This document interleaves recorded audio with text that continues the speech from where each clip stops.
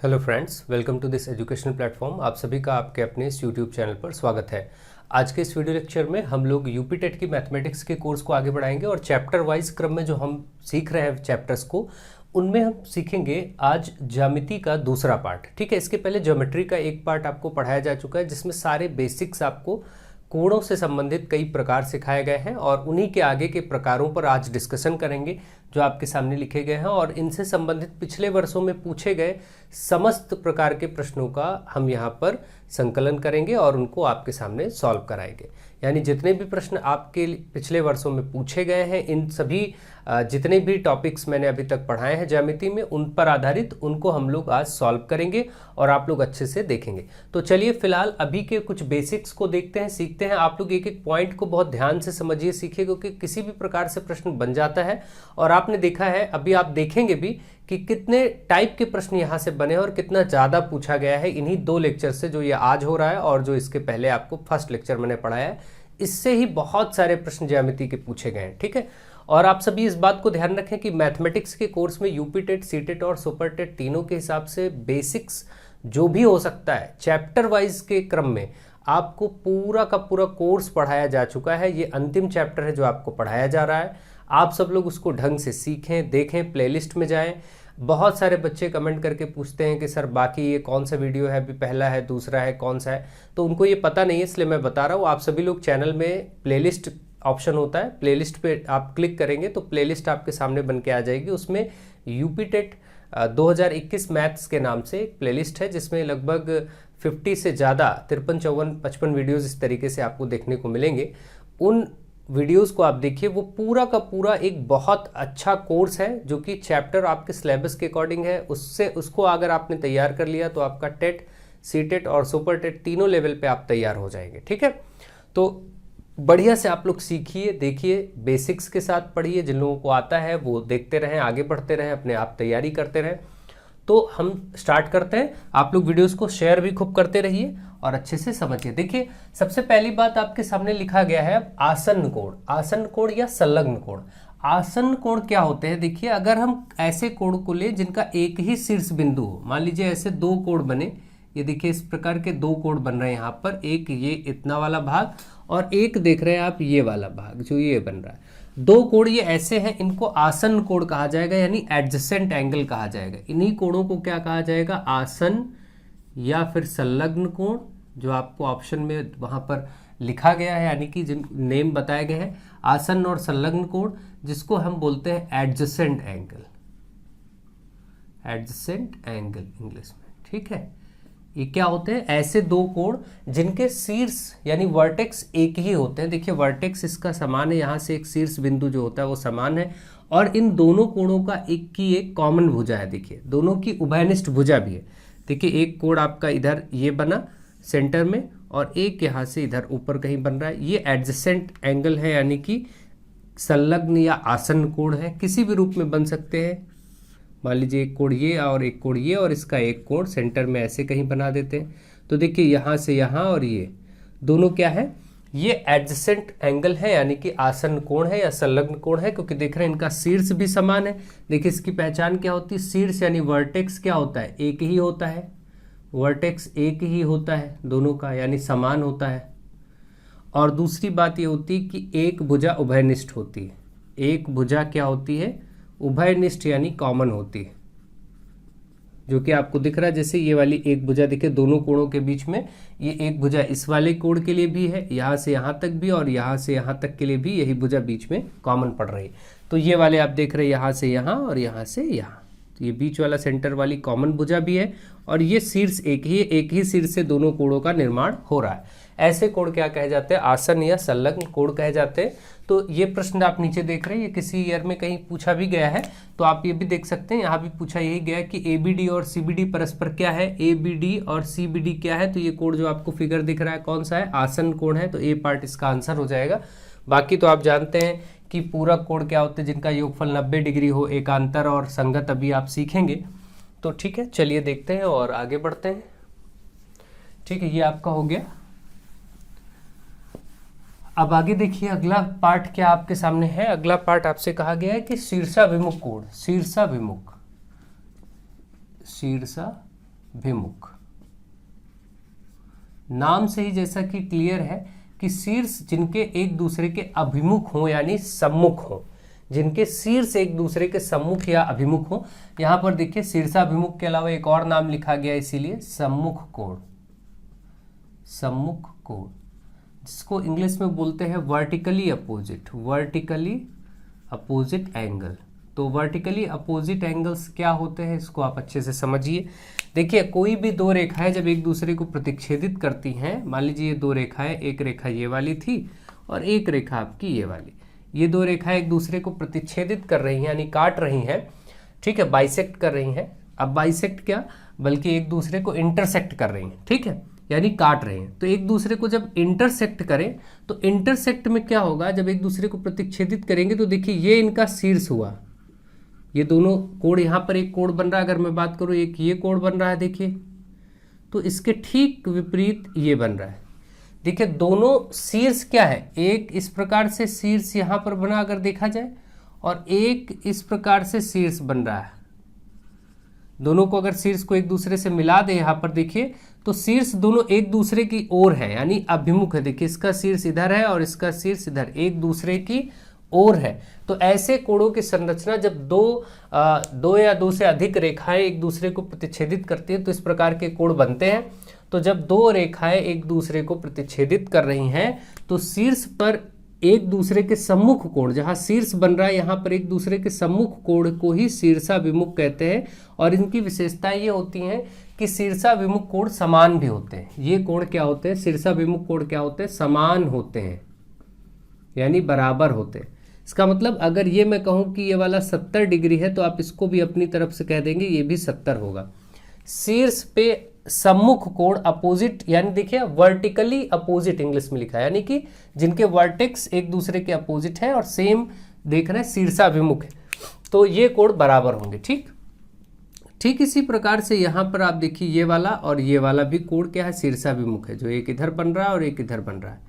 ठीक, ये भी, अब जैसे मैं बोलूँ कि ये 110 डिग्री है तो आप कहेंगे ये भी 110 डिग्री है। ठीक है, क्योंकि इधर और इधर क्या होगा, बराबर होगा। ठीक है, बिल्कुल सेम तरीके से आपको समझना है कि शीर्षाभिमुख कहाँ का बन सकता। कोई भी रेखा अगर मान लीजिए यहाँ पर कट हो रही है, कितनी भी रेखाएं कट हो रही है, मान लेते हैं 3 रेखाएं कट होंगी, एक देखिए यहाँ पर वर्टेक्स, तो इसमें कौन कौन समान होंगे आप खुद सोचिए। देखिए एक तो वर्टेक्स ये वाला हुआ, मान लीजिए 1 नंबर कोण दे देते हैं और ये 2 नंबर, तो 1 नंबर और 2 नंबर बराबर होंगे, यानी कि कोण 1 और कोण 2 बराबर होंगे क्योंकि ये शीर्षाभिमुख है।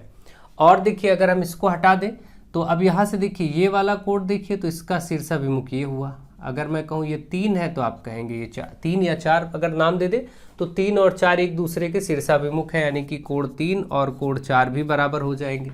और इसी प्रकार से देखिए ये वाला जो कोण यहाँ बन रहा है, ये वाला कोण इसके बराबर होगा। ठीक एक दूसरे के देखिए अपोजिट है, ध्यान दीजिए, दोनों एक दूसरे के विपरीत है, सम्मुख कोण है।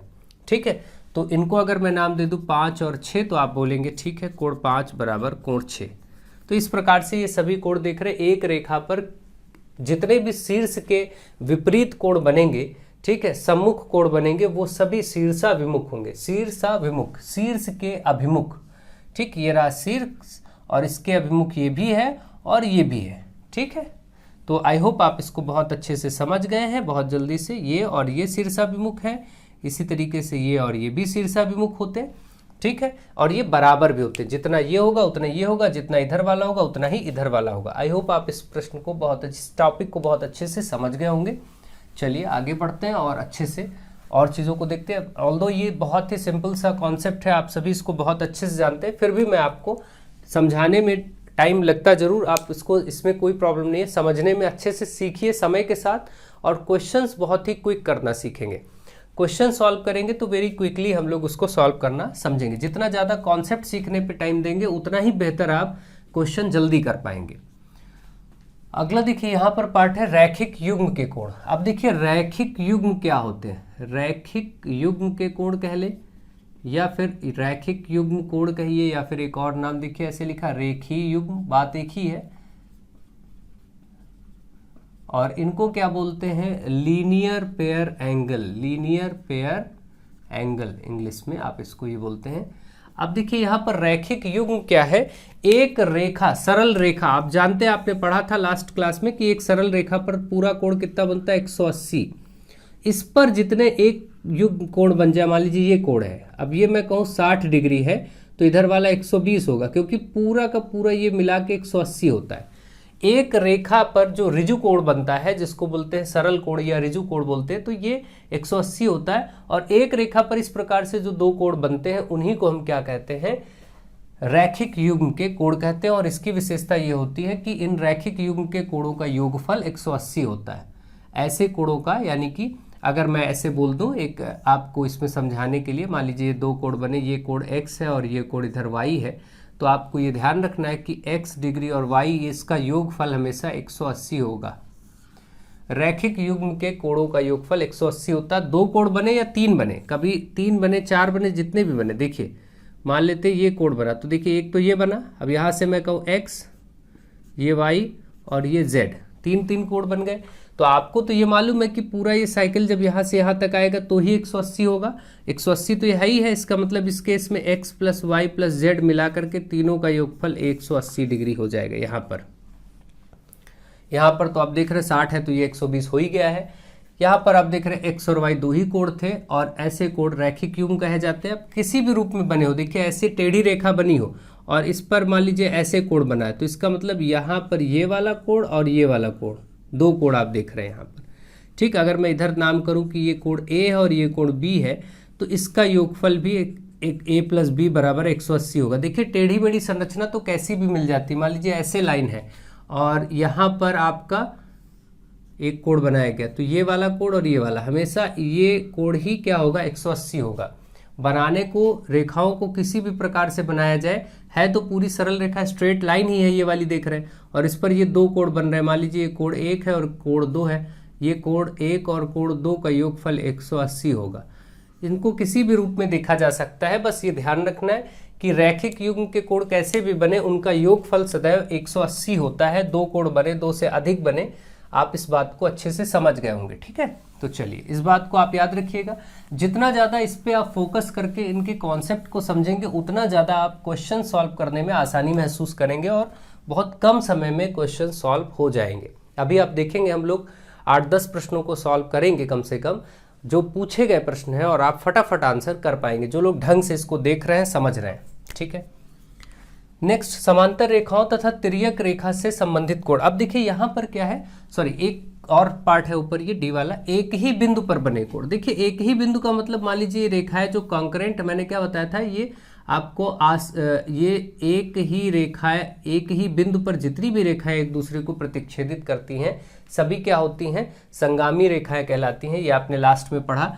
और ये संगामी रेखाएं जब भी बनेंगी, एक ही बिंदु पर जितनी रेखाएं निकलेंगी, चाहे कितनी भी, ये जितने भी कोणों का निर्माण करेंगी, ये सभी कोण का योगफल देखिए क्या होगा, एक पूरा संपूर्ण कोण बनेगा 360। इस पर जितने भी कोण बन गए हैं ये सब का योगफल मिलाकर के 360 होगा। कभी ऐसा दे दिया जाए कि ये वाला आपका 45 है, ये वाला 20 है, ये वाला 60 है, इस तरीके से ये वाला आपका 75 है, और ये वाला आपसे कह दिया जाए कोई भी कोण, सपोज यहाँ पर मान लीजिए आपका ये 30 डिग्री है, और अब आपसे कह दिया जाए, या ऐसे ले लेंगे क्योंकि विपरीत भी है, एक दूसरे को काट भी रहे, तो 20 है तो ये भी 20 ही होगा, ध्यान रखें। ये 45 है तो इधर वाले को भी 45 ही करेंगे, इस तरीके से। और अब आपसे कहा जाए कोई भी कोण आपसे पूछा जाए तो इन सब का योगफल मिला करके 360 डिग्री करेंगे, ठीक है। कोई भी, जैसे कि यहाँ पर x है तो आप यहाँ भी इधर x कर लेंगे, है ना, क्योंकि दोनों समान होगा। अब कहा जाए कि आप फाइंड करिए, x का मान ज्ञात करिए, ठीक है। तो अब आप क्या करेंगे, इन सब को जोड़ेंगे और जोड़ करके 360 के बराबर कर देंगे और आंसर निकल आएगा, ठीक है। तो बहुत ही आराम से इसको आप सॉल्व कर सकते हैं। जैसे 45 प्लस 45 हो गया, ये आमने सामने पड़ गए, 20 और 20 आमने सामने पड़ गया, 20 प्लस 20 ये हो गया, ठीक है, प्लस x हो गया, और मिला करके 360। क्योंकि किसी भी बिंदु पर, एक ही बिंदु पर बनने वाले सभी कोण 360 डिग्री होंगे, सभी कोणों का योगफल 360 डिग्री होगा, ऐसे कोणों का, ठीक है, जो एक ही बिंदु से रेखाएं जा रही होंगी, ठीक। तो अब आप देखें कि 45 था, 45 45 90 हो गया, 90 और ये 40 हो गया, 130 हो गया। आप देख रहे हैं यहाँ 130 और ये 2x बराबर 360 बाई x और x 2x बराबर 360, तो 2x बराबर 360 में ये 130 क्या होगा, माइनस होगा। तो यहाँ से देखेंगे 60 में 30 गया, 30 बचेगा और ये आपका 230 बचेगा। ठीक है, 230 2x बराबर है, तो x बराबर कितना होगा, 230 बटे 2, यानी कि इसको काटेंगे 2 एक कम 2, 115 डिग्री। ठीक है, 115 डिग्री ये x का मान आ गया। अगर ये 115 होगा तो ये भी 115 होगा। इस टाइप के प्रश्न भी आपसे पूछे जाते हैं और अक्सर पूछ लिए जाते हैं, कोई दिक्कत की बात नहीं, आपको अच्छे से इसको आना चाहिए। मुझे आशा है कि आप इसको समझ गए होंगे और इनके कॉन्सेप्ट को भी अच्छे से जान गए होंगे। ठीक है, चलिए नेक्स्ट आगे बढ़ते हैं। अब आपसे बोला गया कि समांतर रेखाओं तथा त्रियक रेखा से संबंधित कोण। तो देखिए यहाँ पर मैं बात करता हूँ समांतर रेखाएं। समांतर रेखाएं क्या होती हैं, जिनके बीच समान दूरी होती है। दोनों के बीच में कहीं भी दूरी आप देख लें, चाहे यहाँ से यहाँ या यहाँ से यहाँ। जैसे आपके घरों में सीढ़ी होती है, बहुत लोगों ने सीढ़ी देखी है। सीढ़ी का जो स्ट्रक्चर होता है क्या होता है, दोनों साइड बराबर होते हैं, बीच में इक्वल लेंथ के उसमें लकड़ियाँ लगी होती हैं। तो इसी तरीके से आप देखेंगे ये दो डिस्टेंस कहीं भी ले लें, हम किसी भी प्लेस पे ले लें, तो ये क्या हो, समान होना चाहिए। तो जब इनकी दूरी हमेशा समान रहती है दोनों रेखाओं की, तो ऐसी रेखाएं क्या कही एक दूसरे में क्या होंगे, समांतर रेखाएं होंगी। मैं मान लूँ कि ये रेखा P है और ये रेखा Q है, तो P और Q क्या है, समांतर है। और समांतर को इस तरीके से दो खड़ी लाइनों से, जैसे बराबर को ऐसे बनाते हैं तो समांतर को ऐसे बनाते हैं, ये समांतर का चिन्ह है। ठीक है, ये बराबर का चिन्ह है, आप सभी जानते हैं, ये समांतर का चिन्ह है। तो हम ये कह सकते हैं कि रेखा P रेखा Q समांतर है, तो ऐसे लिख सकते हैं P समांतर Q। ठीक है, इस तरीके से कभी ऐसे दो रेखाएं बनी हो, मान लीजिए इसका नामकरण कर देते हैं, इसका AB और इसका CD। तो अब आप ये बोलेंगे कि ये जो AB है और पैरेलल यानी समांतर है CD के। ठीक है, तो ये चीज़ आप बहुत अच्छे से जानते हैं कि AB और CD अगर समांतर यानी पैरेलल लाइंस हैं, तो हम AB समांतर CD ऐसे लिखेंगे, ऐसे दर्शाएंगे कि ये दोनों समांतर हैं। ठीक, इस तरीके से लिख के दिखाया जाएगा। ये वाला चिन्ह याद रखिए, इस चिन्ह को क्या बोलते हैं, समांतर चिन्ह बोलते हैं। ठीक है, ये ध्यान रखें, बराबर जब खड़े रूप में बना हो दो लाइनें। तो ये बहुत सिंपल सी बात है। अब देखिए हम लोग आते हैं, देखिए ये मैंने इसलिए इतना बताया, आप सोच रहे होंगे ऐसा बताने की कोई ज़रूरत नहीं है, तो बहुत सिंपल बात है। ये भी तक आपसे यूपी टेट में पूछा गया है। अभी आप देखेंगे प्रश्न, ये बात भी पूछ ली गई है यूपी टेट के एग्जाम में कि दो समांतर रेखाएं क्या होती हैं, घटती हैं कि बढ़ती हैं कि बराबर हैं कि क्या, ऐसे करके भी प्रश्न आपसे पूछा गया यूपी टेट में।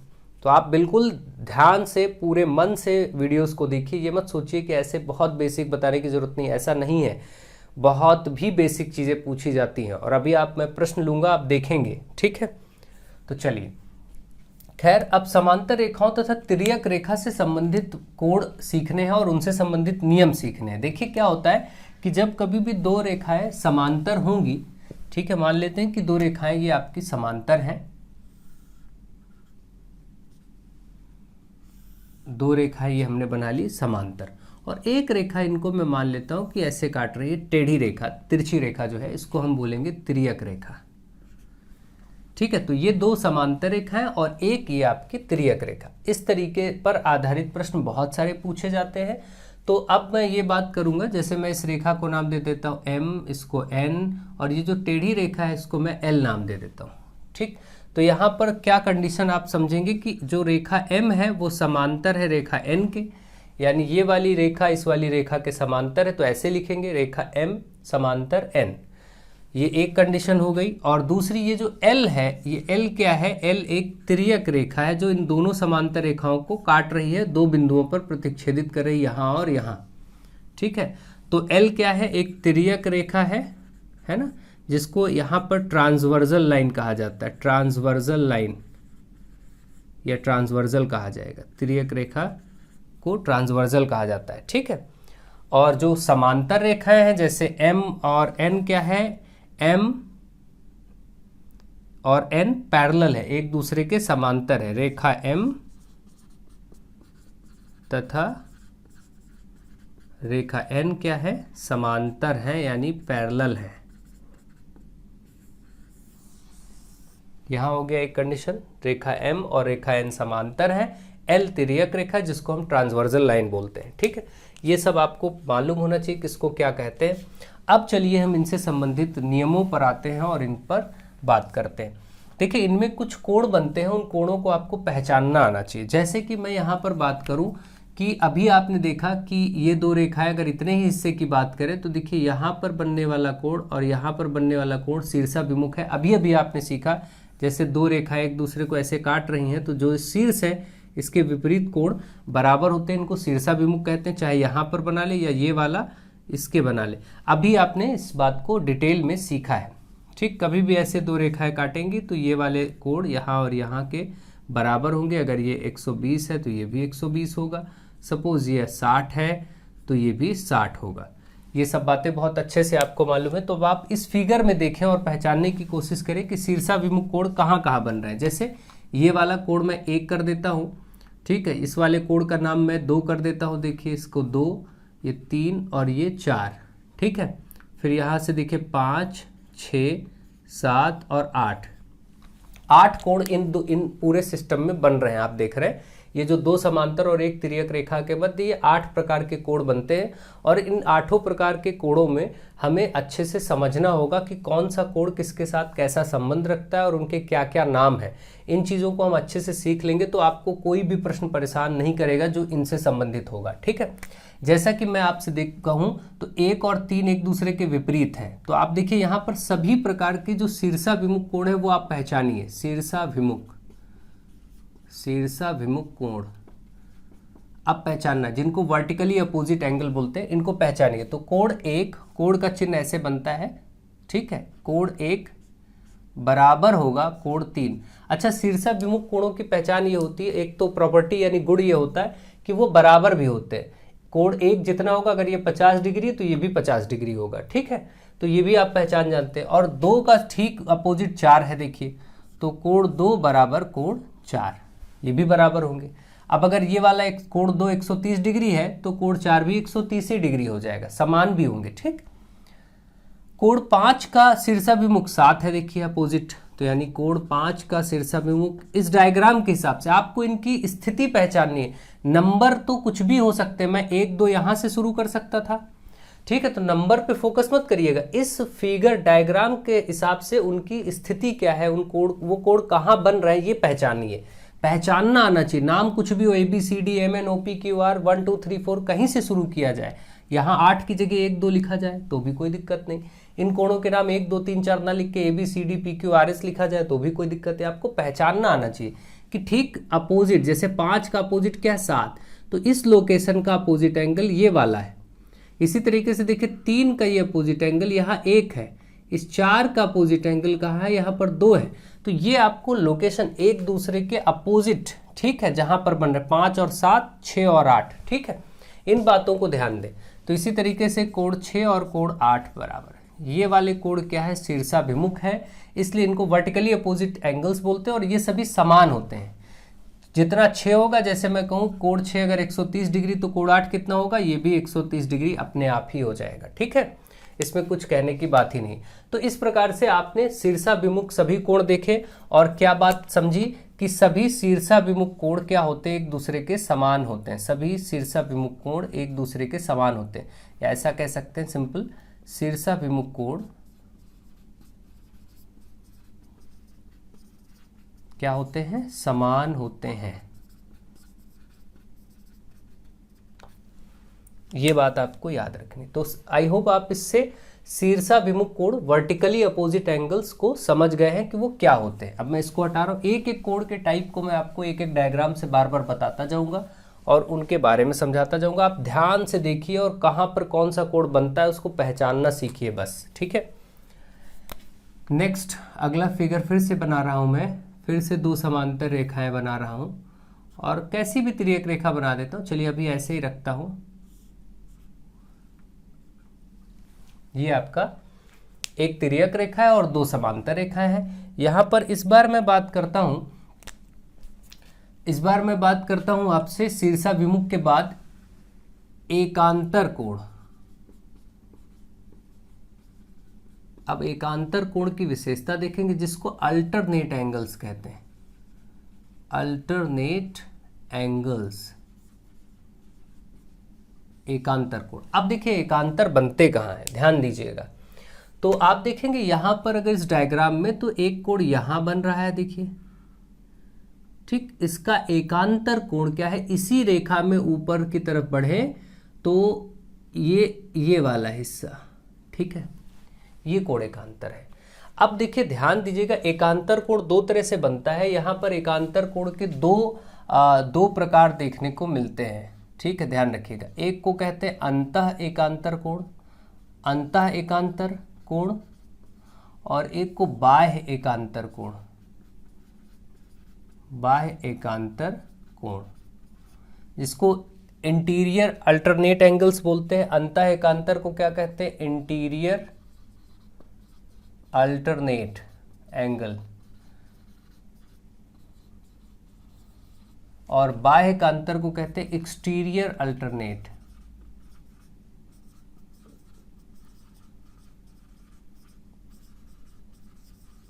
अब देखिए ये अंतः और बाह्य दो वर्ड क्यों लिए गए, ये इसलिए लिए गए, ध्यान से समझिए कि देखिए दो लाइनों के मध्य, दो समांतर रेखाओं के मध्य, देखिए यहाँ पर ऐसा हो रहा है कि ये वाले कोण, जो एक कोण यहाँ बन रहा है, यहाँ बन रहा है, और ये चार कोण आपने देखा। कुल ऐसी संरचना में अभी लास्ट बार में देखा था मैंने आप लोगों ने कि कुल 8 प्रकार के कोण बनते हैं।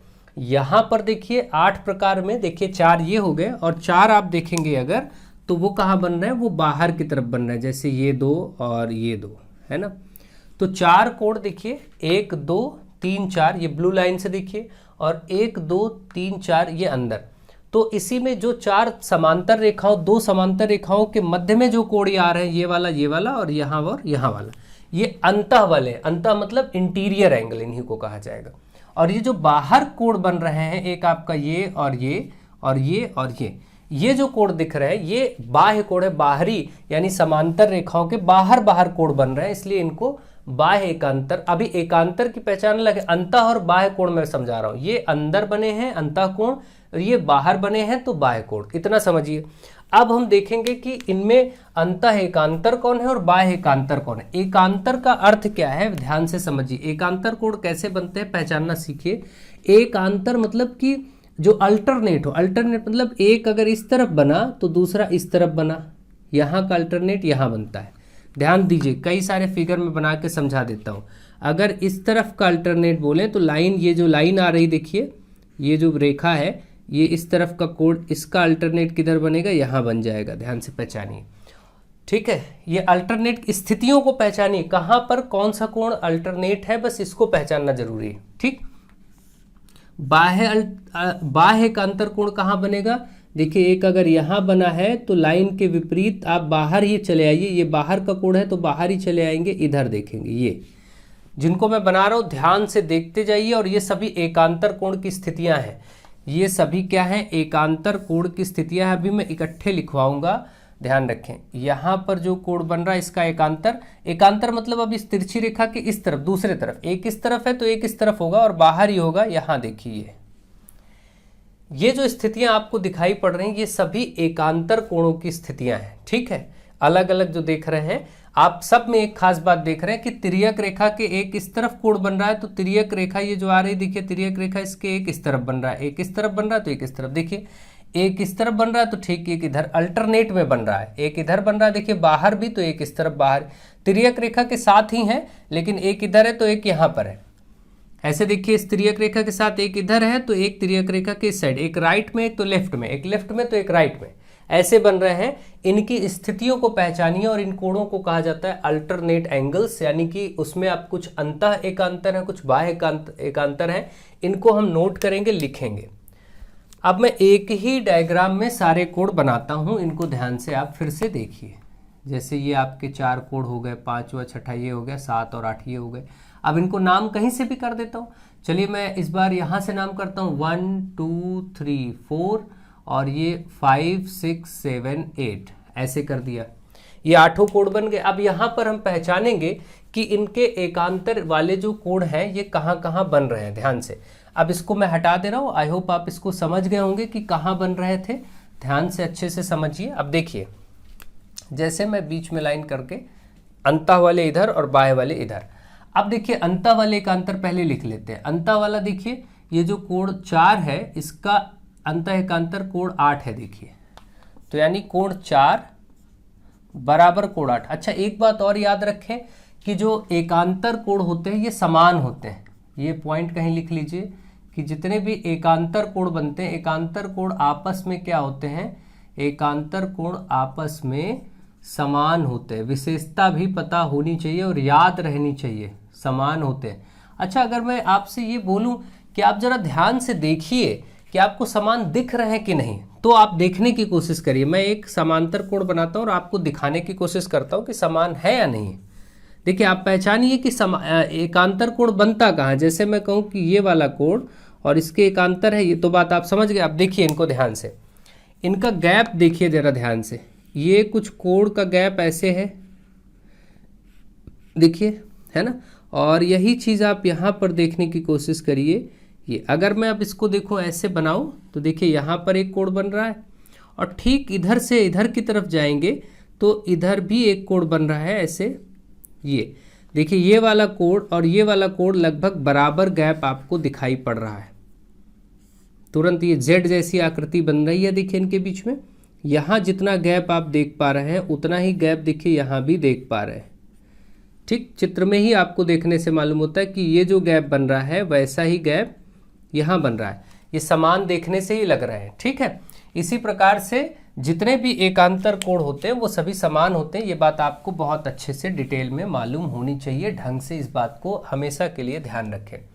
तो 4 का एकांतर 8, 3 का एकांतर 5, जो अंतः वाले कोण हैं ये हो गए अंदर वाले, और ये समान होते हैं बराबर, इसीलिए लगा दिया बीच में। अब यहाँ बाह्य एकांतर पे आते हैं, फोकस करते हैं बाहरी कोण।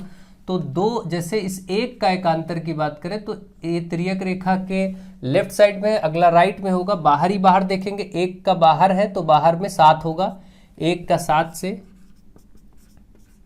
ये वाला कोण, इस वाले कोण का आप देखिए, आप इनका गैप देखिए जरा, 1 का और 7 का अगर आप गैप देखें तो देखिए ये वाला देखिए इस तरीके से एरो जा रही है ना, ध्यान से देखिए। ठीक इधर भी अगर आप देखिए तो उतना ही गैप आपको दिखेगा, उसी तरीके का गैप दिखेगा, ठीक है। देख रहे हैं यहाँ पर ये भी उतना ही दिख रहा है। तो ये भी एक ऑब्ट्यूस एंगल है, ये भी ऑब्ट्यूस एंगल है, यानी अधिक कोण ये भी बना हुआ, अधिक कोण ये भी बना हुआ है, आप देख पा रहे हैं।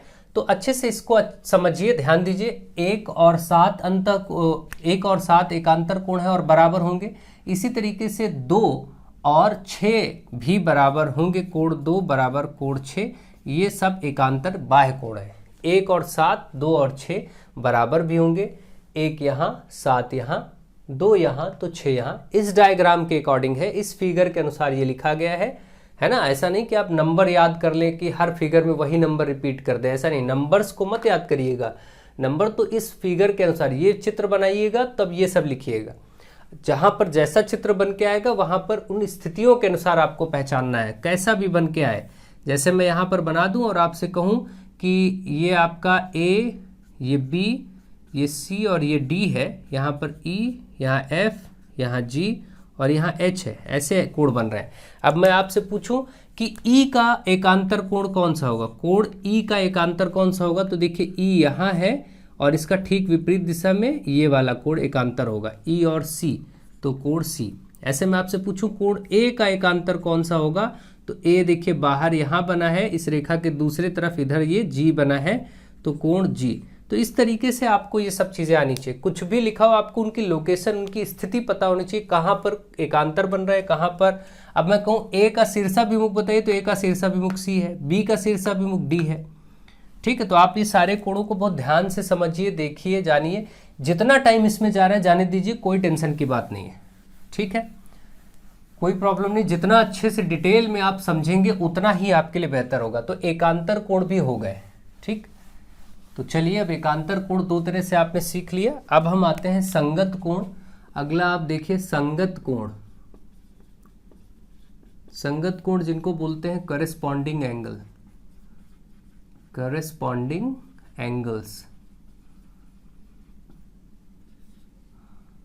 ठीक है, अब ये से एक संगत कोण क्या होते हैं, इनको ध्यान से फिर पहचानेंगे। फिर से वही संरचना, दो समांतर रेखाएं और एक तिर्यक रेखा। अब देखिए फिर से आपको मैं समझाता हूं, संगत मतलब एक ही साइड में होंगे, एकांतर विपरीत दिशाओं में थे, संगत एक ही दिशा में होंगे। और संगत हमेशा पहचान होगी कि संगत का एक कोण बाहर होगा तो दूसरा समांतर रेखाओं के भीतर होगा, अंदर होगा।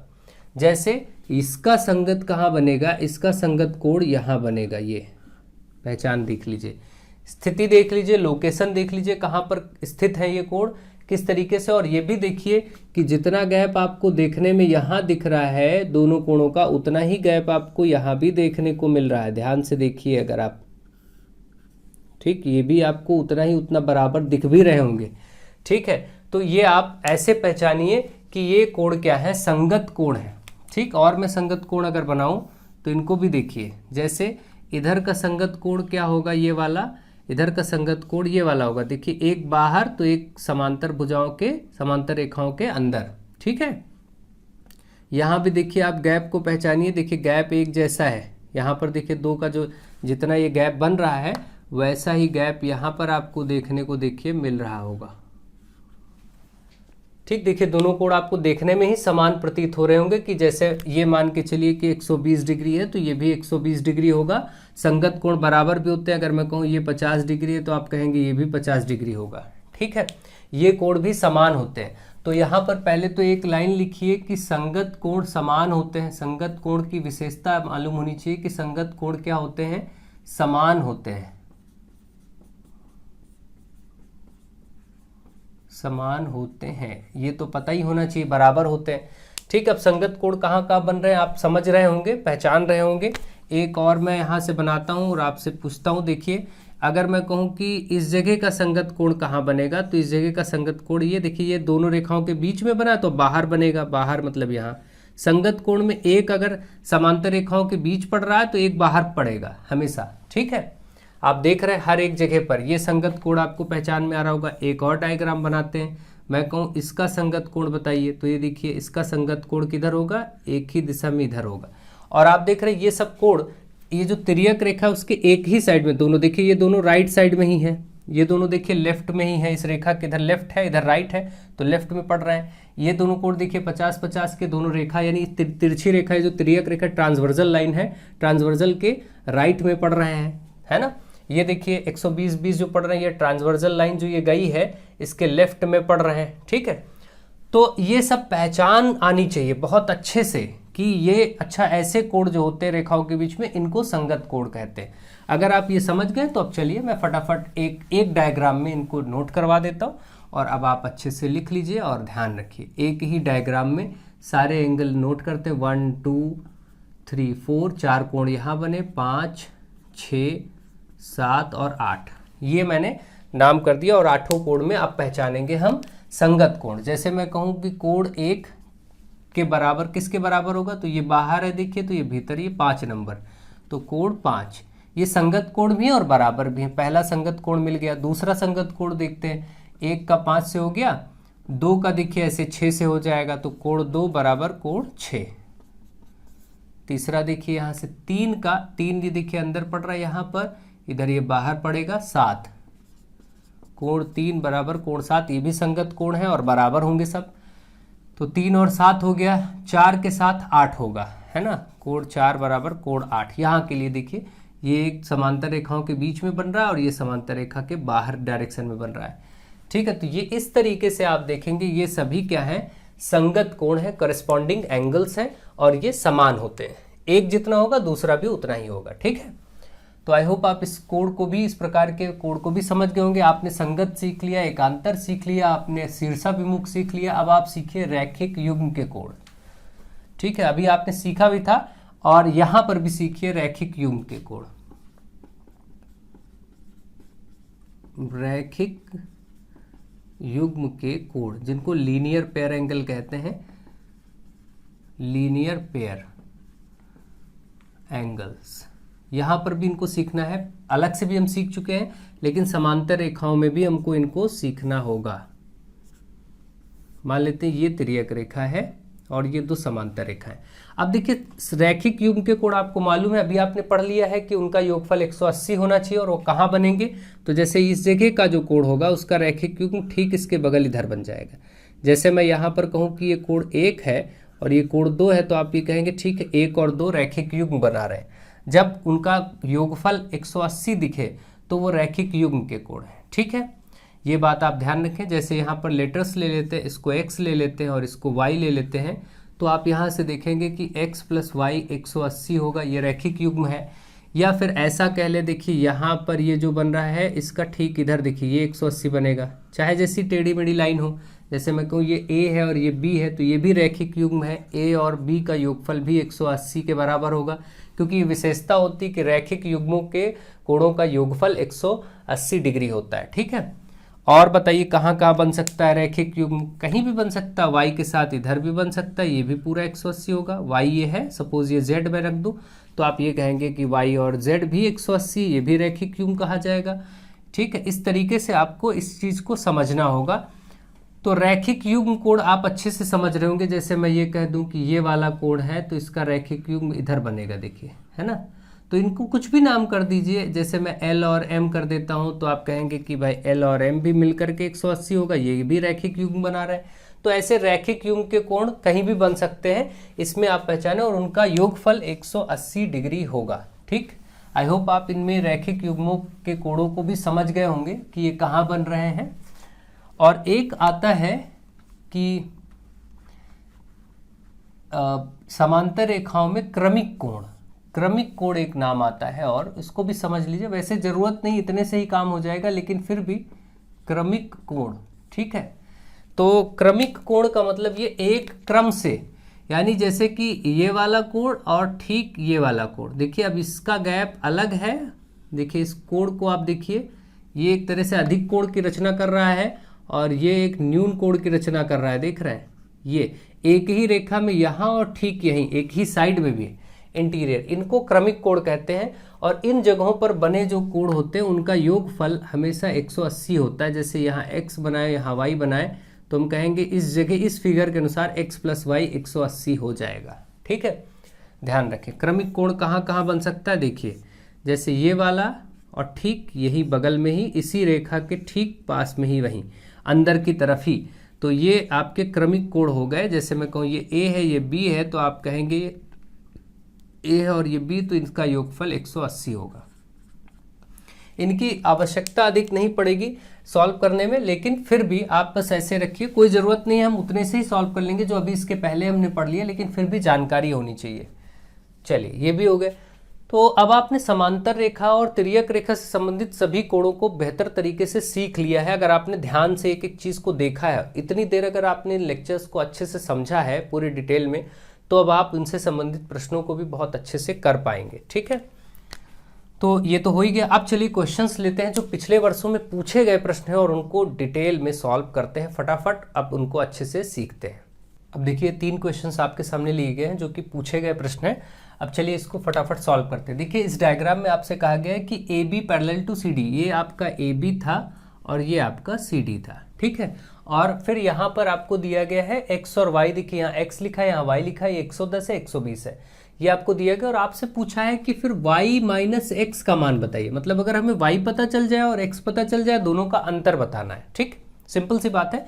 तो आपको देखिए ये चीज़ बहुत अच्छे से मालूम है कि अगर इसमें कई अप्रोचेज हो सकती हैं, आपको जो दिमाग में आप काम करें, आपने सारे रूल अगर बहुत अच्छे से समझे हैं तो ये क्वेश्चन कुछ भी नहीं है, बहुत आसानी से आप कर पाएंगे। देखिए ये वाला अगर मैं देखूं कि ये तो पैरेलल समांतर रेखाएं हैं, ये 110 है, तो इसका संगत कोण कहाँ बनता है, संगत यहाँ बनता है, ये भी 110 हो जाएगा, कोई डाउट नहीं। अब आप जानते हैं कि इन दोनों को मिला करके क्या होता है, 180 रैखिक युग्म के कोण। इसका मतलब y प्लस 110 मिला करके 180 होगा, तो y कितना होगा, 110 उधर घटा लीजिए, 180 में 110 घटाएंगे तो तुरंत ही 70 डिग्री मिल जाएगा। यानी आप देख रहे हैं y का मान 70 डिग्री आ गया। ठीक उसी प्रकार से अगर ये वाला 120 है तो इसका संगत ठीक यहाँ बनेगा, ये भी 120 ही होगा। अब x और 120 को मिला करके कितना होगा, 180। तो ये अगर 120 है तो ये 60 होगा, क्योंकि दोनों का योगफल 180 होगा। ये रैखिक युग्म बना रहे हैं, देखिए यहाँ पर रैखिक युग्म बना रहे हैं। x और 120 मिलके 180 होना चाहिए, तो ये 120 है तो ये 60 आएगा। देखिए x आ गया आपका 60। अब अगर ये 60 है और ये 70 है तो दोनों का अंतर कितना होगा, तो y minus X, Y 70 x 60, मतलब 10 डिग्री उत्तर। ठीक है, आप देख रहे हैं ये पार्ट में आंसर। इसमें कुछ कैलकुलेशन नहीं होता, सिर्फ आपको वहीं देख करके समझ लेना। अगर आपने अच्छे से समझा तो आपको कोई कैलकुलेशन करने की जरूरत नहीं है। ठीक है, फिर भी अगर आपको समझना है तो आप ये कहेंगे कि ये 120 है तो यहाँ भी 120 होगा, क्योंकि ये कौन से कोण है, संगत कोण है, करस्पॉन्डिंग एंगल्स। और फिर आप देखेंगे इन दोनों को मिला के 180 होना चाहिए, तो ये 120 है तो ये 60 बचेगा। अब ये आप दोनों देख रहे हैं, 60 आ चुका है और यहाँ y 70 आ चुका था। इसी प्रकार से तो आप दोनों का अंतर बताना था, y माइनस एक्स, हमने y माइनस एक्स किया, 70 माइनस 60, 10 आ गया आंसर। तो ये प्रश्न आपका लग गया फटाफट। ठीक है, तो इसी तरीके से आपको बस समझना है चीज़ों को। अब नेक्स्ट क्वेश्चन कहा गया, एक सरल रेखा पर स्थित बिंदुओं की संख्या क्या होती है। एक सरल रेखा पर अनंत बिंदु होते हैं। एक सरल रेखा बनती ही है, रेखा है ना, तो इसका कोई पता नहीं है कि ये कितना इसका विस्तार है। इधर भी अनंत तक विस्तार है, इधर भी अनंत तक विस्तार है रेखा का। रेखा के विस्तार के बारे में नहीं कहा जा सकता, इसके कोई एंड पॉइंट्स का पता नहीं होता, अंत बिंदु का पता ही नहीं होता। और इस पर कितने भी देखिए, छोटे छोटे कितने भी बिंदुओं से मिल करके ही तो रेखा बनेगी। अगर मैं कहूँ कि बिंदु से बिंदु देखिए ऐसे सटाते हुए बनाते चले तो ये रेखा का निर्माण होता जा रहा है, आप देख रहे हैं। और जब रेखा ही अनंत है तो बिंदु भी अनंत होंगे। तो जाहिर सी बात है कि बिंदुओं का जो समूह होता है, कलेक्शन, वही रेखा का निर्माण करता है। तो जाहिर सी बात है रेखा अपने आप में अनंत है तो बिंदु भी अनंत होंगे। इसका मतलब एक सरल रेखा पर अनंत बिंदु, असंख्य बिंदु होते हैं, असंख्य जिनकी संख्या ज्ञात न हो, तो इनफाइनाइट। ठीक है, ये बात भी आप अच्छे से समझ गए होंगे। देखिए कितनी बेसिक बातें भी पूछ ली जा रही हैं। ठीक, ये चीज़ समझने वाली बात है कि ये बिल्कुल आप ये इग्नोर ना करें कि कोई बेसिक बात आपसे नहीं पूछी जा सकती। सब कुछ हार्ड ही आएगा, टफ ही आएगा, ऐसा नहीं है। 2020 का प्रश्न है। ठीक, हर चीज़ टफ नहीं आती है। कई प्रश्न ऐसे होते हैं जो बहुत सरल होते हैं, कुछ ही प्रश्न कठिन बनते हैं, ध्यान रखें इस बात को। उल्टा आप लोग समझते हैं, परेशान होते हैं, बस परेशान होने की ज़रूरत नहीं है। ठीक है, फिर भी मैं हर एक तरह के लेवल को पढ़ाने की कोशिश करता हूँ, इसीलिए ज़्यादा से ज़्यादा आपके कॉन्सेप्ट पे काम करता हूँ। आप लोग भी याद रखिए ट्रिक्स। अब देखिए इनमें आप क्या ट्रिक लगाएंगे, कोई ट्रिक लगेगी, कोई मतलब है ट्रिक का। यहाँ पर ट्रिक का क्या अर्थ है, वो अपने आप में ही ट्रिक है। आप देख के बता लें, इससे बड़ी ट्रिक क्या होगा। ठीक है, तो ये चीज़ें होती हैं, आपको समझने में, कॉन्सेप्ट बिल्ड करने में समय देना चाहिए। इसीलिए मैं बार बार बोलता हूँ, मैथमेटिक्स अगर आपको अच्छी करनी है तो अपने कॉन्सेप्ट को हमेशा मजबूत रखिए। ऑटोमेटिकली आप जल्दी भी कर पाएंगे, आपका टाइम भी बचेगा क्वेश्चंस करने में। अगर आपका कॉन्सेप्ट अच्छा नहीं तो कोई भी ट्रिक आपको समझ ही नहीं आने वाली है, वो बेकार है। किसी एक क्वेश्चन पे अप्लाई कर लेंगे, दूसरा बदल के आ जाएगा, नहीं कर पाएंगे। तो ध्यान रखें, समझिए, कॉन्सेप्ट हमेशा आपके लिए स्ट्रांग होना चाहिए।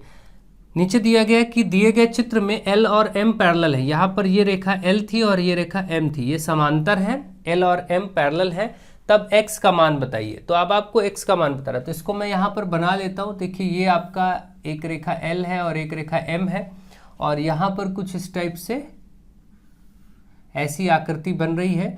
यहाँ पर एक थीटा लिख दिया गया है, यहाँ पर 80 डिग्री लिखा गया है, और इस तरफ यहाँ पर 60 डिग्री लिखा गया है, और ये वाला x ले लिया गया है, और आपसे कहा गया ये x बताइए। ठीक है, आप अगर इसको देखें, अभी आपको मैं कॉन्सेप्ट की बात करता हूँ। देखिए आपने सीखा, अगर मैं सिर्फ इतने इस तिरछी लाइन को बनाऊँ, सिर्फ इस वाली लाइन को बनाऊँ जो ये वाली लाइन गई है, तो ऐसे आप देखिए, बाहर आप निकालें ना निकालें कोई दिक्कत नहीं, यहीं तक आप देख लीजिए, ये आप हटा दीजिए। देखिए इतना ही अगर पार्ट हम बनाएं तो आपको मालूम है कि ये वाला कोण 80, और अभी मैंने आपको बताया था कि ये वाला एक ही साइड के दोनों कोणों का योगफल 180 होता है। ये और ये 180 अगर एक ही साइड है। अगर ये आप देख रहे हैं ऐसे बना था, अगर ये बोलता ये 80 है तो ये वाला कितना होगा, ये भी 80। ये एक दूसरे के विपरीत दिशा में है तो ये कौन से कोण होते हैं, एकांतर होते हैं। ये 80 तो इधर वाला 80 होगा, वो अलग बात है।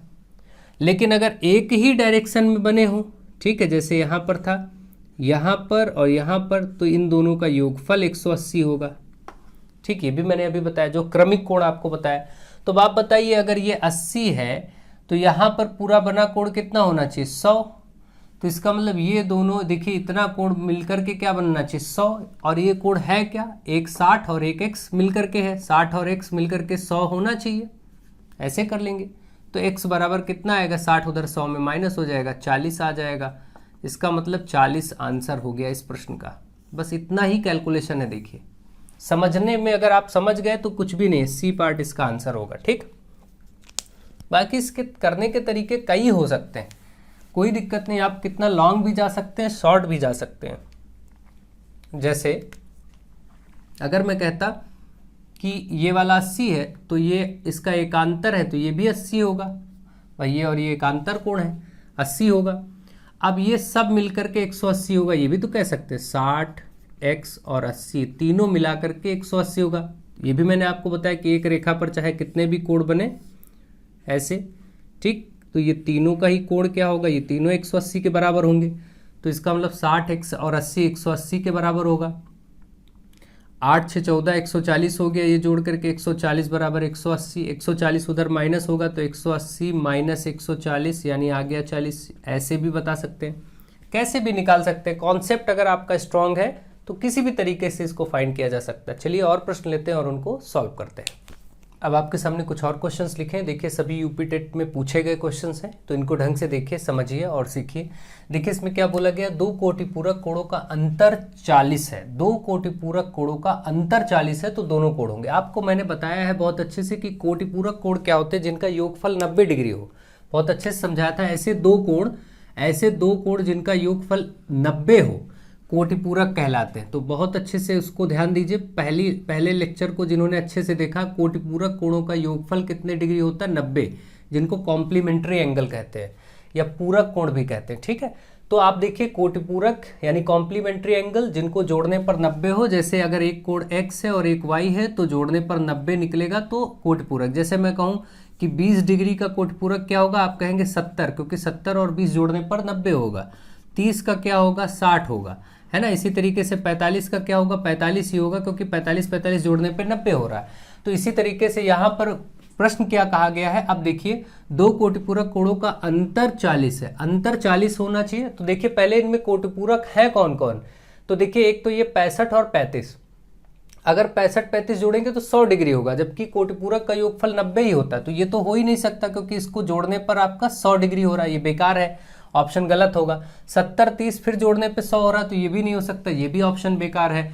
ठीक है, 25 और 65, देखिए 25 और 65 जोड़ने पे कितना हो रहा है, तो 90 हो रहा है। और देखिए इनका अंतर देख लीजिए, घटा के 65 में 25 तो 40 ही आ रहा है। बिल्कुल यही आंसर सही है। और देखिए 70 और 110 जोड़ने पे 180 होगा, ये भी हो नहीं सकता। तो 3 ऑप्शन तो ऐसे ही कट गए जो हो ही नहीं सकते। 90 जिनका योगफल ही नहीं, इन्हीं का योगफल भी 90 और घटाने पर देखिए 65 में 25 घटाएंगे तो अंतर भी 40 आएगा। तो यानी ये आंसर हो गया। तो प्रश्न बस देख के लगने, अगर आपको कॉन्सेप्ट पता है तो प्रश्न तो देख के सॉल्व होंगे। ठीक है, इसी तरीके से नेक्स्ट देखिए 138 डिग्री का के संपूरक कोण का कोटिपूरक। तो देखिए 138 पहले का क्या कहा गया, संपूरक। 138 का संपूरक। अब संपूरक क्या होते हैं, ऐसे दो कोण जिनका योगफल 180 हो। संपूरक कोणों का योगफल 180 होता है, मतलब दो कोण अगर ये संपूरक xy तो इनका योगफल 180 होना चाहिए। ठीक है, तो जैसे अब आपको मालूम है कि 138 में क्या जोड़े तो 180 बनेगा। तो इसका पहले हम संपूरक कोण निकाले, तो इसको 180 से घटा लेंगे, हमें तुरंत पता चलेगा संपूरक क्या है। तो देखिए ये आपका 42 बना। ठीक है, 42 डिग्री। ठीक है, आप देख रहे हैं इसमें से घटाएंगे तो 42, यानी कि 138 का पहले संपूरक तो 42 होगा, क्योंकि 138 में 42 जोड़ने पर 180 होगा। तो 138 का संपूरक 42 हुआ। और कहा क्या गया था कि 138 के संपूरक का कोटिपूरक। अब ये जो 138 का संपूरक 42 आया है, इसका भी कोटिपूरक। कोटिपूरक मतलब 90 होना चाहिए। तो 42 में क्या जोड़े तो 90 होगा। 42 में ऐसा क्या जोड़े कि 90 होगा, तो आप सभी जानते हैं 42 में अगर हम 48 जोड़ेंगे तो 90 होगा भाई। 42 और 48 जोड़ करके कितना हुआ, 90। तो इसका मतलब इसका आंसर हो गया 90। ध्यान दीजिए क्या था प्रश्न, 138 का संपूरक। तो 138 का संपूरक मतलब 42, क्योंकि 138 और 42 ही क्या हो रहा है, 180। तो 138 का संपूरक पहले मिला 42, इसका कोटिपूरक। तो 42 का कोटिपूरक मतलब 42 में क्या जोड़े कि 90 हो जाए। कोटिपूरक तो 90 होता है योगफल। तो 42 में 48 जोड़ेंगे तो 90 होगा। इसका आंसर हो गया राइट आंसर 48, जो कि बी पार्ट में दिया गया है। ठीक है, बस आपको लैंग्वेज समझनी है, भाषा क्या कह रहा है ये चीज आप अच्छे से समझे। बाकी इसमें कुछ नहीं, ओरल आप इनके आंसर्स करेंगे। ठीक है, देखिए नेक्स्ट कहा गया है एक कोण का संपूरक उसके कोटि पूरक कोण का 3 गुना है। एक कोण का संपूरक उसके कोटि पूरक कोण का 3 गुना है, तो कोण बताइए। अब देखिए यहाँ से ऑप्शंस अगर आप देखें तो एक देखिए 50 है, एक 40 है, एक 45 है और एक 35 है। अब देखिए जैसा इन्होंने कहा 4 ऑप्शन दिए, ऐसे प्रश्नों को आप फटाफट देखिए ऑप्शन से कैसे कर पाएंगे, ध्यान से समझिए, वो बहुत ईजी होता है। तो इन्होंने कहा है कोण का संपूरक उसके कोटि पूरक, तो संपूरक और कोटि पूरक दोनों लिख लेते हैं। चलिए इसके संपूरक, भाई संपूरक होता है 180, तो 50 में क्या जोड़े तो 180 होगा, तो 130 ये हुआ संपूरक। इधर मैं संपूरक लिख रहा हूँ, इधर कोटि पूरक लिख देता हूँ। इसी 50 का कोटि पूरक मतलब जोड़ने पर 90 होना चाहिए, तो 50 में क्या जोड़े 90 होगा 40। तो देखिए ये संपूरक हुआ और ये कोटि पूरक हुआ, लिख गया 50 का दोनों। इसका भी लिख लीजिए फटाफट, इसका संपूरक कितना होगा 140 और कोटि पूरक कितना होगा 50। ठीक है, 40 में 50 जोड़ने पर 90 होता है। देखिए इन चारों ऑप्शंस को मैंने उठाया। ऐसे प्रश्न जब भी आपको देखने को मिले कि कोटि पूरक संपूरक का 2 गुना है, 3 गुना है, 4 गुना है, तब आप जितने ऑप्शन हैं उनको फटाफट उनके संपूरक और कोटि पूरक लिख दीजिए वहीं पर, बस सब आपको दिख जाएगा। जैसे इसका मैं आपको संपूरक बोलूँ तो 135 डिग्री, क्योंकि जोड़ने पर 180 होना चाहिए, संपूरक हो गया। और अगर मैं इसका कोटि पूरक बोलूँ तो 45 का कोटि पूरक क्या होगा 45 ही होगा, क्योंकि कोटि पूरक का मतलब होता है दोनों का योगफल 90, तो 45 और 45 90 होगा, ये कोटि पूरक हो गया। 45 और 135 180 हो जाएगा, ये संपूरक हो गए। इसके संपूरक और कोटि पूरक लिखिए, तो देखिए 35 का अगर हम संपूरक लिखना चाहें तो लिखेंगे 155, ठीक है, 55 नहीं 45, क्या लिखेंगे 45, 145 होगा, तब आपका 180 हो जाएगा। और इसका कोटि पूरक लिखें, यानी कि इसका योगफल 90 होना चाहिए, तो वो आएगा आपका कितना आएगा 55, है ना। ये हो गया 55, 55 और 35 90 होगा, कोटि पूरक हो गया ये देखिए सभी के संपूरक कोटि पूरक लिख लिए। ये लिखने में टाइम नहीं लगेगा आपको, फटाफट लिख लेंगे। अब जो कंडीशन थी, क्या कहा गया था, संपूरक कोण कोटि पूरक का 3 गुना होना चाहिए। देखिए इसमें 3 गुना कौन है, क्या 40 का 3 गुना 130 होता है, नहीं, 40 का 3 गुना 120 होता है, तो ये गलत हो गया, नहीं होगा। ये 50 देखिए कोट पर ये 3 गुना है, नहीं है। 150 होता तो 3 गुना होता है, ये भी गलत हो गया ऑप्शन। इसको देखिए 45 का 3 गुना 135, बिल्कुल सही। 45 गुणे 3 करेंगे, 45 गुणे 3 करेंगे 135, 3 × 5 15, 3 × 12 1 13, देखिए 135, यही ऑप्शन सही है। यही देखिए ये वाला कोड इस वाले कोड के 3 गुना दिख रहा है, फटाक से आप समझ जाएंगे, यानी 45 वाला ऑप्शन सही है। C part is the right answer. तो आपको लंबा इसमें सॉल्व नहीं करना, केवल ऑप्शन में ही देख लेना है डिटेल में। देख ठीक, मैं तो समझा रहा हूं तो इतना टाइम लग रहा है, आपको ऐसे ही समझ में आ जाएगा डायरेक्टली, ठीक है। नेक्स्ट क्वेश्चन क्या कहा गया, कोड ज्ञात कीजिए जो अपने कोटि पूरक के बराबर है। ऐसा कोड जो अपने कोटि पूरक के बराबर है। कोटि पूरक जैसे मैं कहूँ 40 का कोटि पूरक, आप कहेंगे 50, क्योंकि जोड़ने पर 90 होना चाहिए। कोटि पूरक का मतलब होता है 90 डिग्री योगफल। मैं कहूँ 30 का कोटि पूरक, आप कहेंगे 60, क्योंकि 30 और 60 90 होता है। मैं कहूँ 45 का कोटि पूरक, तो आप कहेंगे 45 ही होगा, क्योंकि 45 45 90, देखिए ये दोनों कोड बराबर होते हैं। ये ऐसे कोड है जिनका कोटि पूरक समान है, देखिए 45 का ही 45 ही आया। यही आंसर होगा आपका सी पार्ट, ठीक है, क्योंकि उनका योगफल भी 90 होना चाहिए। देखिए 90 हो नहीं सकता, क्योंकि 90 तो अपने आप में एक ही कोड 90 हो जाएगा, तो दूसरा 0 हो जाएगा, फिर ऐसा हो नहीं सकता है ना, क्योंकि उनका योगफल 90 होना चाहिए। 60 का कोटि पूरक क्या आएगा 30 आएगा, वो हो नहीं सकता, 30 और 60 बराबर नहीं होते भाई। इसका कोटि पूरक आप क्या कहेंगे 30, 60 30 90 हुआ, लेकिन ये बराबर तो नहीं है। इसका कोटि पूरक 45 का 45 ही आएगा, क्योंकि कोटि पूरक आप देखिए दोनों को जोड़ने पे 90 भी हो रहा है और ये दोनों समान भी दिख रहे हैं। तो यही उसने कहा था, वह कोड बताइए जो अपने कोटि पूरक के बराबर है, तो 45 डिग्री। आंसर हो गया सी पार्ट। इस तरीके के प्रश्न देखिए पूछे जा रहे हैं। चलिए और प्रश्न जो पूछे गए वो भी कर लेते हैं और इस लेक्चर को कंप्लीट करते हैं। अब आपके सामने 4 प्रश्न और लिखे हैं जो यूपी टेट एग्जाम्स में देखिए सभी पूछे गए हैं। बहुत ही सिंपल क्वेश्चन है। देखिए पहला क्वेश्चन आप में बोला गया है 270 डिग्री माप का कोण एक उदाहरण है। किसका, न्यून कोण। न्यून कोण तो हो नहीं सकता, क्योंकि न्यून कोण 0 से 90 के बीच में होते हैं, ये हो नहीं सकता। अधिक कोण ये भी नहीं हो सकता, क्योंकि अधिक कोण 90 डिग्री से लेके 180 के बीच में होते हैं, ये अधिक कोण कहलाते हैं, ये भी नहीं हो सकता। सम कोण एग्जैक्टली 90 होता है, ये भी नहीं हो सकता, क्योंकि सम कोण एग्जैक्टली 90 डिग्री होता है। आगे बोला गया प्रतिवर्ती कोण। देखिए प्रतिवर्ती कोण आपको मालूम भी है कि 180 से बड़ा कोण और 360 के बीच के कोण को क्या क्या नाम देते हैं? 180 से बड़ा और 360 से के बीच का कोण, इसको हम बोलते हैं वृहत कोण। इसके नाम आपको देखने को मिलते हैं वृहत कोण या फिर पुनर्युक्त कोण, पुनर्युक्त कोण, या एक नाम आपने अभी देखा प्रतिवर्ती कोण, इसी को बोलते हैं। जो कोण 180 से बड़े हों और 360, उनके ये नाम, जिनको इंग्लिश में रेफ्लेक्स एंगल कहते हैं, रेफ्लेक्स एंगल बोलते हैं। मैंने आपको पढ़ाया लास्ट लेक्चर में। तो 180 और 360 के बीच के कोण सभी प्रतिवर्ती कोण कहलाए जाएंगे, यानी रिफ्लेक्स एंगल कहलाए जाएंगे। तो देखिए 180 से 360 के बीच में ही तो 270 आता है, इसका मतलब ये प्रतिवर्ती कोण है और डी पार्ट सही है। अब देखिए दो समांतर रेखाओं के बीच की दूरी क्या होती है? कभी भी घटती बढ़ती नहीं है, बराबर रहती। समांतर रेखाएं जब भी होंगी तो उसके बीच की दूरी हर प्लेस पे समान रहेगी, ये दूरी कभी नहीं घटेगी बढ़ेगी, यानी कि ये बराबर रहती सी पार्ट। देखिए ये भी प्रश्न पूछ लिया गया यूपी टेट में, तो पूछने को कुछ भी पूछा जा सकता है कभी भी, ठीक। ये मत सोचिए बड़ा छोटा, पढ़िए तो ढंग से पढ़िए, डिटेल से पढ़िए चीज़ों को, क्योंकि कभी भी कुछ भी पूछा जा सकता है। केवल ट्रिक वाले लोग कुछ भी बेहतर नहीं कर सकते लाइफ में, ये बात ध्यान रखिए। और यहाँ पर क्या ट्रिक आएगी, इनमें सब में क्या ट्रिक आप अपना लेंगे बताइए? इसमें क्या ट्रिक अपना सकते हैं? कुछ नहीं अपना सकते।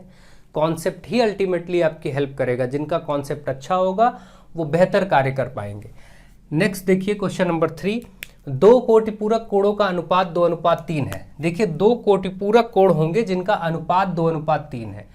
तो आप ऐसे डायरेक्ट भी कर सकते हैं कि एक को 2x मान लिया, एक को 3x मान लिया और इनका योगफल हम बराबर 90 कर दें, क्योंकि हमें पता है कोटिपूरक कोणों का योगफल 90 होता है। डायरेक्ट भी कर सकते हैं, ऑप्शन से भी कर सकते हैं। अब ये देखिए 5x बराबर 90, तो x बराबर 90 के नीचे बटे 5 हो जाएगा, इधर गुणे में बटे में, तो 18 पंचे 90 होता है, x का मान 18 आ गया। तो 2x मतलब क्या हुआ, 18 दूना 36। भाई यहाँ पर 2 गुणे 18 करेंगे तो 36 आ जाएगा, और एक था 3x, तो 3 गुणे 18 रखेंगे, 18 ते 54।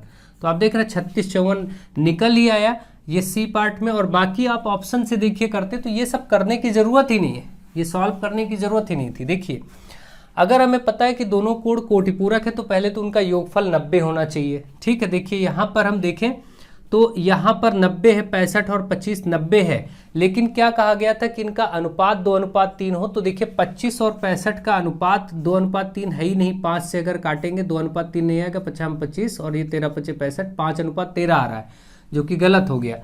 यहाँ देखिए 108 और 72 जोड़ने पर 180 हो रहा है, जो कि संपूरक कोण होते हैं। तो ये 180 संपूरक है, कोटिपूरक है ही नहीं, यहीं से काट दीजिए। 40 और 60 को जोड़ के 100 हो रहा है, ये तो कोटिपूरक है ही नहीं, होना चाहिए 90। अब यहाँ देखिए 36 और 54 को ही जोड़ने पर ये क्या हो रहे हैं, 90 भी हो रहे हैं। और 36 और 54 को देखिए आप, 18 दूना 36, 18 ते 54, तो आपको ऐसे पता 2:3। तो इससे भी आप डायरेक्ट आंसर निकाल सकते हैं, लिख सकते हैं, कोई दिक्कत नहीं, कोई जरूरी नहीं कैलकुलेशन वैसे आप लगाएं। यहाँ पर आप डायरेक्ट अप्रोच भी कर सकते हैं, बस आपको कॉन्सेप्ट अच्छे से आना चाहिए कि कोटिपूरक क्या है, संपूरक कोण क्या है, जिनको मैं बहुत डिटेल में पढ़ा भी रहा हूँ, ठीक है। क्वेश्चन नंबर 4 और लास्ट क्वेश्चन, इसी के साथ आज की क्लास एंड होगी और आपके लिए अगली क्लास आएगी आगे। तो देखिए इसमें बोला गया उस कोण की माप जिसके संपूरक का माप, उस कोण की माप जिसके संपूरक का माप कोण के पूरक के माप का 4 गुना। तो ये देखिए ये कोण है, मैंने कहा ऐसे प्रश्न जब भी आए तो इनको ऑप्शंस को फटाक से नोट करिए, इनके ऑप्शंस को हम नोट करेंगे। देखिए चारों ऑप्शन नोट किए, इनका हम संपूरक भी लिखते हैं, कोटिपूरक भी लिख देते हैं। संपूरक हुआ 135, कोटिपूरक हुआ 45, इसका संपूरक हुआ 120, इसका कोटिपूरक हुआ 30, क्योंकि 60 30 90, और देखिए 180। संपूरक और कोटिपूरक आपको मालूम भी है। 75 का आप देखेंगे तो 105 संपूरक, और 75 का आप देखेंगे तो 15 आपका क्या होगा कोटिपूरक, क्योंकि 15 75 90। 30 का देखेंगे तो 130 का देखेंगे तो 150 संपूरक, क्योंकि जोड़ने पे 180 होना चाहिए। और कोटिपूरक लिखिए 30 का तो आप लिखेंगे 60, क्योंकि 60 30 90। देखिए 60 30 90, 150 30 180, 175 105 180, और 75 और 15 90, 60 और 120 180 हो रहा। सबका संपूरक और कोटपूरक लिख गया। अब जो कंडीशन थी वो देख लीजिए, उसने कहा था ऐसे कोण की माप बताइए जिसके संपूरक का माप, जिसका संपूरक उसके पूरक के 4 गुना हो। पूरक मतलब कोटिपूरक, जहां पूरक लिखा हो उसका मतलब कोटिपूरक ही है। तो देखिए कहाँ 4 गुना आपको नजर आ रहा है, तो आपको साफ साफ यहाँ देखिए 30 चौके 120 होता है ना, स्पष्ट दिखाई दे रहा है कि यही 4 गुना है, और कोई 4 गुना नहीं। 45 135 3 ही गुना है। ये 15 7 105 7 गुना हो गया। ठीक, यहाँ देखिए कोई यहाँ पर गुना डबल ट्रिपल हो नहीं रहा है। तो इस तरीके से आप देख रहे हैं यहीं पर है जो 30 और 120 है, यही देखिए इसका संपूरक और पूरक एक दूसरे का देखिए कितने गुना दिख रहा है, 4 गुना दिख रहा है, और यहाँ पर बोला गया था 4 गुना। तो इसका मतलब ये आंसर होगा 60 डिग्री वाला आपका, जो कि बी पार्ट में दिया गया है। बस ऐसे प्रश्नों को इसी प्रकार से आप फटाफट कर लेंगे। ये क्लास 6 to 8 में पूछे गए क्वेश्चन, देखिए ये भी 6 to 8 में पूछा गया क्वेश्चन था। ठीक है, आपका लेवल 2 का है। तो इस तरीके से आप देख पा रहे हैं कि कोई दिक्कत नहीं, आपके लिए प्रश्न बहुत ही सिंपल होते हैं। आपको कॉन्सेप्ट पे ध्यान देना है। अगर आपने अच्छे से समझ लिया, एक एक कोड की विशेषताओं को जान लिया, उन पर अभ्यास कार्य कर लिया, अच्छे से एक एक डिटेल में चीज़ों को समझा, अपना कॉन्सेप्ट मजबूत किया, तो आपको नॉलेज तो हो ही रहा, बेहतर से बेहतर आपकी समझ बिल्ड हो रही है और जल्दी क्वेश्चन कर पाने में आप सक्षम हो जाएंगे। ठीक है, तो आप लोग वीडियोस को ध्यान से, अगर अच्छे से पसंद आ रहा है, आपको हेल्पफुल हो रहा है, तो आप लोग शेयर करना बिल्कुल ना भूलें, अपने फ्रेंड्स को जोड़ते रहे। So thank you to all of you.